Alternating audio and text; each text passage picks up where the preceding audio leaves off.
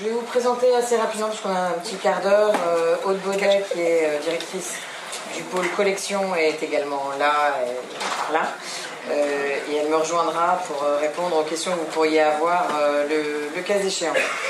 Donc, je vais vous faire une présentation assez rapide, évidemment, du dispositif, de comment ça fonctionne, en repartant un peu de ce que c'est que le CNAP vraiment rapidement, et en vous donnant donc les derniers résultats. Voilà. Donc, le CNAP est le Centre national des arts plastiques, un établissement public du ministère créé en 1982. Il a désormais 3 pôles. Le pôle collection, le pôle création dans lequel il y a le soutien à la création, donc le service dont je m'occupe, et le service des acquisitions, et un 3e pôle autour du développement culturel, du partenariat et des éditions. Et donc le service du soutien à la création est au sein du pôle création. Donc on a 2 grandes missions qui sont, de coordonner et gérer l'ensemble des aides dispensées par le CNAP, qui sont des dispositifs de soutien aux projets, soit des projets de recherche au sens large pour des artistes, des théoriciens critiques d'art, des restaurateurs d'œuvres d'art et des photographes documentaires, c'est un pôle artiste, soit pour des personnes morales, des éditeurs de livres d'art, des galeries, toutes les galeries enfin les aides aux galeries commerciales de l'État sont au CNAP, et les maisons de production pour des œuvres audiovisuelles. La deuxième chose que l'on fait, c'est qu'une fois qu'on a aidé des projets, on fait en sorte qu'ils soient diffusés, repérés, connus, valorisés. Donc en particulier en accompagnant des actions de diffusion. Donc on fait chaque mois, par exemple, présentation soit d'un résultat théorie critique d'art, soit de la sortie d'un ouvrage imprimé, enfin une édition imprimée, à la bibliothèque Kandinsky, par exemple. On a également un programme qui s'appelle Suite, qui permet de faire connaître les recherches portées par des artistes dans le cadre de ce dispositif qui s'appelle Recherche Production. Et on a également des partenariats avec des festivals de cinéma ou de documentaire, cinéma du réel et FIL de Marseille en particulier. Donc le dispositif qui vous intéresse plus particulièrement, donc les bourses d'études et de recherche en restauration d'œuvres d'art, c'est un dispositif qui, j'ai fait un petit récapitulatif des dates importantes de ce dispositif. Et il a été créé donc en juillet 1983 par arrêté. Aujourd'hui, il est intégré dans les dispositifs d'aide du CNAP, donc il n'y a plus d'arrêté. Si vous cherchez des informations, vous ne trouverez pas d'arrêté, il n'y en a plus. En revanche, l'ensemble de nos dispositifs sont accessibles avec toutes leurs caractéristiques et critères sur le site knap.fr. Donc il y a eu un certain nombre d'aménagements, un aménagement essentiel en tout cas pour nous, c'est que le dispositif à partir de 1995 ne concerne plus que l'art contemporain. On a eu, à partir de 1997, on a tenté d'avoir des sujets de recherche communs avec d'autres structures qui disposent d'une collection. Ensuite, ça s'est arrêté, et comme vous le verrez après, on a repris ça en 2015. Donc il y a les candidats sont invités à défendre leur projet à l'oral depuis 1994. Il y a un tuteur parmi les membres de la commission qui évalue et décerne, et propose les aides, propose au directeur, parce que c'est toujours le directeur du CNAP qui décerne les aides. Actuellement, la situation est la suivante. Donc, le soutien s'adresse à des restaurateurs aussi bien récemment diplômés, ce qui est une nouveauté depuis 2 ans à peu près, qu'à ceux dont la démarche professionnelle est déjà validée par des travaux antérieurs significatifs, est-il indiqué. Donc, ce soutien, il permet donc, aux restaurateurs de mener une recherche spécifique. Il y a deux possibilités pour eux, pour vous, exactement.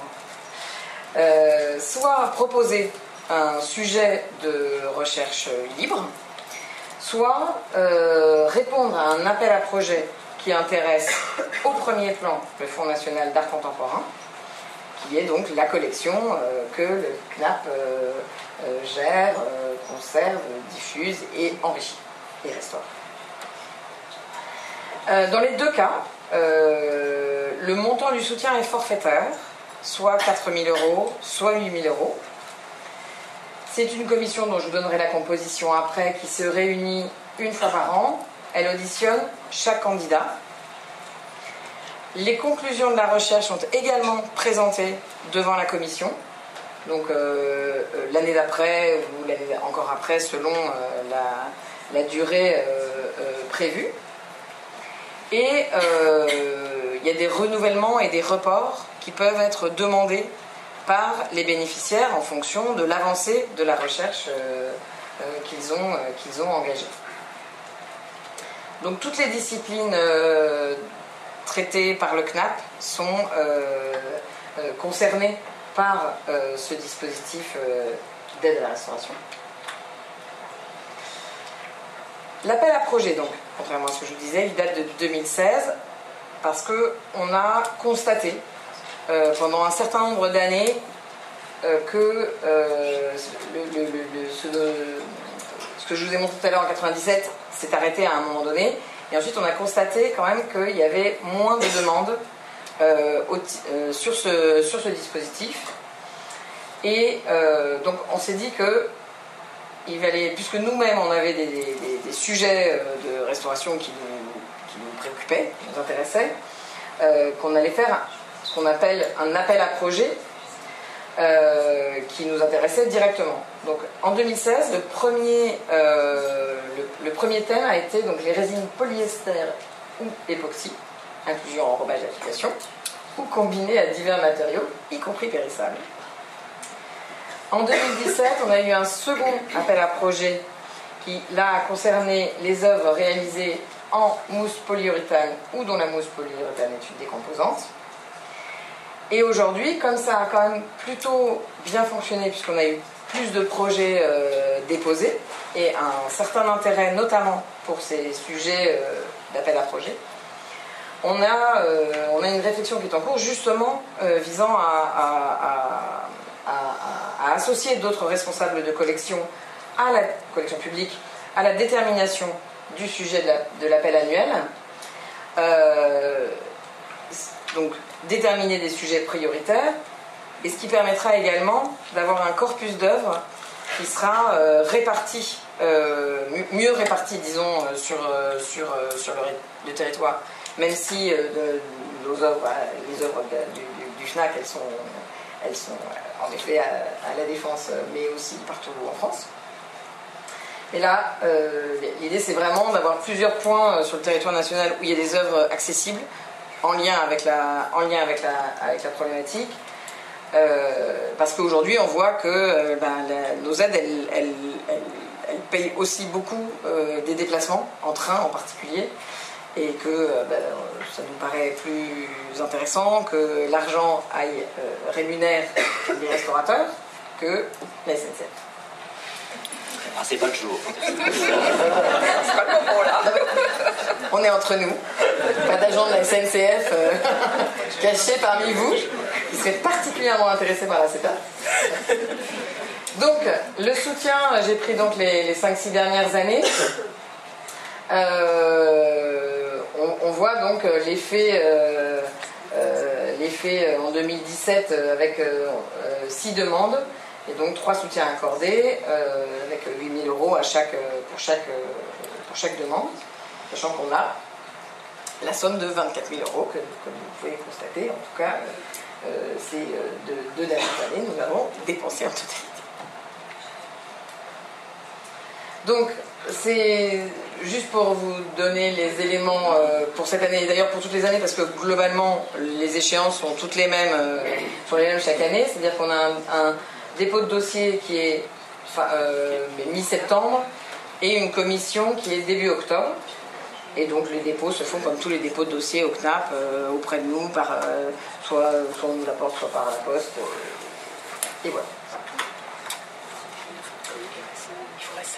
Ouais, ça sera à peu près sans problème. D'accord. Donc les membres de la commission, il y a donc 6 membres de droit. Le directeur du CNAP, alors là j'ai mis le directeur général, c'est la directrice générale de la création artistique, la chef de l'inspection de la création artistique, pardon, la DGCA également, le laboratoire de recherche sur les monuments historiques, le centre de recherche et de restauration du musée de France et l'Institut national du patrimoine. Par ailleurs, on a 4 personnalités qui sont désignées en raison évidemment de leur expertise et de leurs connaissances spécifiques en matière de restauration et de conservation. Donc là, on a un renouvellement, ce qui fait que je n'ai pas encore les noms, je ne peux pas encore vous donner les noms, puisque le conseil d'administration du CNAP va valider une nouvelle liste de membres en juillet prochain. Néanmoins, pour votre information, donc de 2015 à 2017, donc il y avait vous voyez, c'est un mélange de conservateurs, de collectivités, de musées, d'enseignants et de restaurateurs. On veut garder cette mixité de profils. Donc, comme je vous le disais, toute candidature fait l'objet d'un entretien avec les membres de la commission. La commission ensuite déjà peut questionner les candidats, mais aussi échange ensuite il y a un échange entre les membres. Elle propose au directeur l'attribution d'un forfait et le fait d'aider ou de ne pas aider, et le directeur décide de la désignation d'un tuteur. Donc les dossiers peuvent être ajournés ou irrecevables, et les résultats sont communiqués exclusivement par courrier. Les critères, donc, c'est l'opportunité et la dimension innovante de la recherche, sa pertinence au regard de la spécificité de l'art contemporain, les motivations qui sont mises en avant, les conditions de faisabilité et de réalisation de la recherche, la pertinence du budget, et dans l'opportunité et la dimension innovante, il y a évidemment la qualité de la formulation de la recherche, de ses enjeux, de comment elle s'inscrit dans un continuum de recherche pour le restaurateur en question, etc. Donc les lauréats récents. Donc